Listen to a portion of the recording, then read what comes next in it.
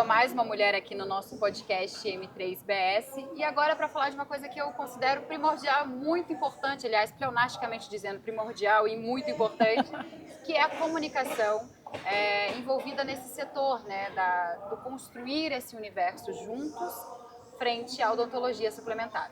Perfeito, prazer, obrigada pelo convite. É um grande desafio, né? Porque a gente está falando de uma comunicação muito de nicho, é um assunto muito técnico e às vezes, mas é um assunto ao mesmo tempo importante. A gente está falando da odontologia suplementar, que tem regras muito parecidas com a saúde suplementar, que aí é um pouco mais fácil de se conhecer, né? Ah, meu plano de saúde, mas até a associação do meu plano de saúde com o meu plano odontológico, tem as semelhanças.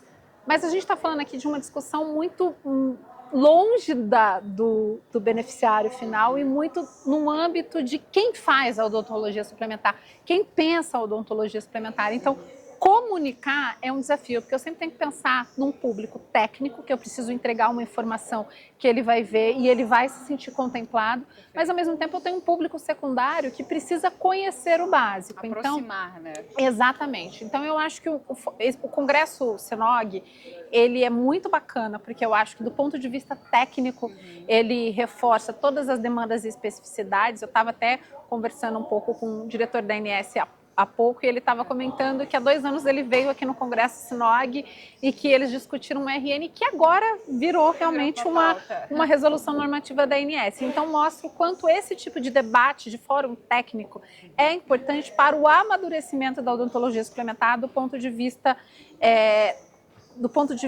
de desenvolvimento do setor. E esse aqui é um desafio. E aí eu tenho outro, que é conversar com o público de nicho, com o beneficiário da operadora, para ele entender que não é ele entrar, contratar o plano, fazer o tratamento e sair, porque a odontologia suplementar, assim como a saúde suplementar, a gente está falando do mutualismo, que é um conceito em que tem uns contribuindo, é como uma conta de condomínio, né? Todo mundo paga um pouquinho para ninguém pagar muito. Então são desafios muito grandes, assim, mas ao mesmo tempo muito legais. Você sabe que você está falando e está me respondendo perguntas como Stephanie Pessoa mesmo, porque é isso, a comunicação existe esse dom de aproximação de aquilo que talvez não é compreensível de uma forma, vamos dizer, maior e externa, às vezes só dentro do nicho do qual a gente atua, né? E esse é um ponto da comunicação na saúde. Eu sempre falo que eu trabalho com a comunicação na saúde há uma década e eu falo que o setor fala muito só para si, fala muito bem para si e fala mal, é muito reativo, não é mal, é reativo em levar para fora, por algumas razões, né? Porque é um setor que apanha muito, se você for ver a comunicação de massa, o setor de saúde suplementar, ele é muito colocado como um vilão e a odontologia suplementar entra nisso como um todo, né? Então, assim, é um setor assustado, ele tem razões para ele ser como é que ele é, ele tem muita dificuldade de falar tecnicamente sobre isso,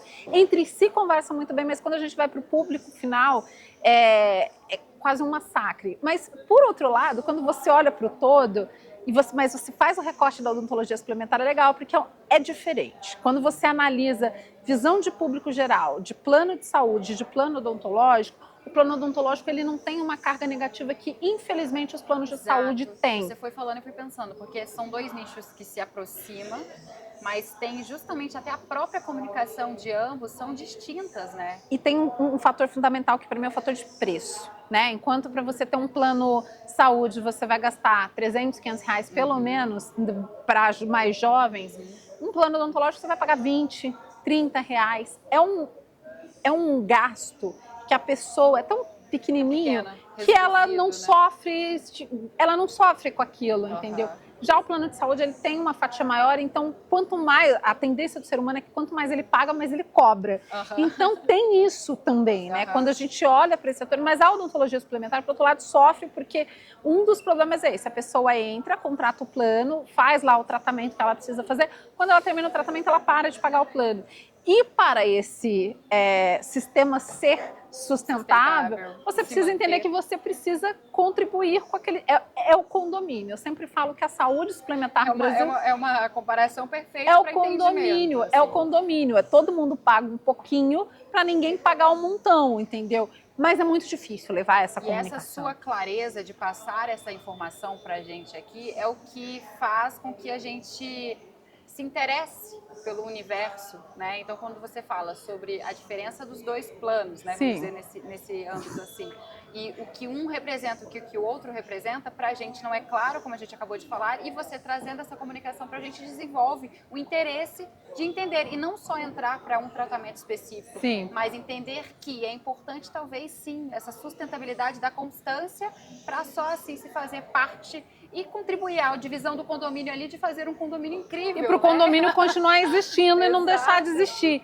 Tem uma coisa que eu acho muito legal, e aqui eu quero destacar muito o papel da Sinog, é que eu acho que a Sinog, de alguns anos para cá, realmente abraçou essa missão de a gente vai falar pela odontologia suplementar e a gente não vai falar só para a gente quer falar para todo mundo. Então, uma das iniciativas que são muito incríveis, e eu super parabenizo o Dr. Roberto e a doutora Fernanda por terem pensado, que é o Júlio Neon, que é a campanha que o Sinog tem, focado para valorizar a saúde bucal e a odontologia. Então, é quando a gente deixa do debate técnico sobre RNs, sobre fraude, sobre incorporação de tecnologia, e a gente vai falar com o público final. A importância da odontologia suplementar, a importância da saúde bucal, e aí a Sinog faz um trabalho incrível, iluminando locais assim, como por exemplo o Cristo Redentor em julho, para lembrar a importância da saúde bucal. Estou dando um exemplo, mas são ações que são feitas em todo o país, ações feitas pela Sinog, são algumas ações feitas em parcerias também com algumas filiadas da associação.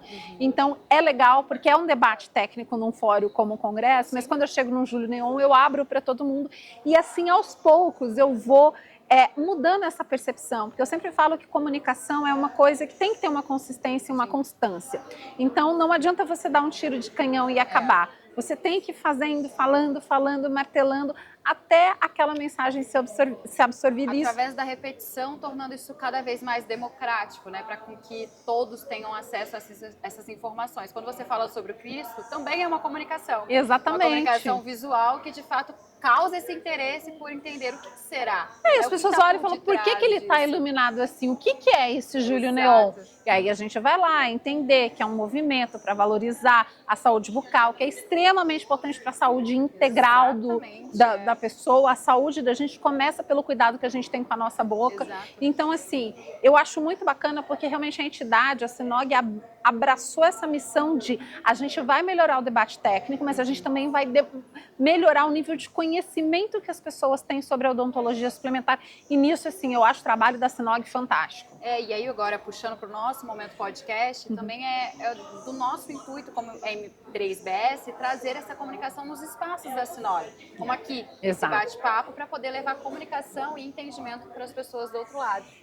Exatamente. E tendo você aqui esclarecendo também questões que são minhas, que são deles e que pode ser de qualquer pessoa. E acho que nisso o M3BS tem um papel muito interessante, porque desde que o escritório resolveu assumir que ele quer ser um elo, né, para fazer esse ecossistema de saúde suplementar se desenvolver cada vez mais, ele assume um papel que ninguém estava olhando, porque é aquilo que eu falei, a saúde fala muito entre si. O M3BS, ele está propondo, não é só falar entre si, vamos propor um diálogo estruturado entre as diferentes partes, e vamos levar isso para mais gente. Então, iniciativas como o podcast, como o próprio livro que está sendo lançado aqui, já foi lançado há um ano, mas que está sendo também divulgado aqui, em que você pega diferentes atores para discutir as questões da saúde suplementar, entre outras inúmeras ações que o escritório tem, e que nisso está super de parabéns. É difícil você ver um escritório de advocacia com uma cabeça tão aberta e tão consciente sobre a importância da comunicação e para fazer diferente, né, inovar e ousar. Então, nisso, eu acho que o M3BS ele tem essa visão e exatamente por isso, nos últimos anos, se tornou um escritório fundamental dentro de todos os debates que ocorrem na saúde, no âmbito da saúde suplementar. Eu acho que, para finalizar e selar aqui nesse nosso bate-papo, o comunicar é caminhar junto com o mercado, né? Não se existe nenhuma construção que seja desvinculada ao comunicar. Eu sempre brinco, eu às vezes converso, eu lembro que a primeira chefe que eu tive, ela falava para mim assim, ela falava, Núbia, o espaço está aí. Se você não ocupar com o que você tem para falar, alguém vai ocupar. Eu fico muito feliz que a Sinog e a M3BS estejam de novo sendo parceiros para ajudar a ocupar esse espaço que está aí para ser falado sobre a odontologia suplementar. E a gente agradece o seu conhecimento compartilhado para com todos aqui. Comunicadora nata, o que dizer. Muito obrigada. Obrigada, gente. Muito obrigada também. Obrigada a você, obrigada a todo mundo. Muito aprendizado.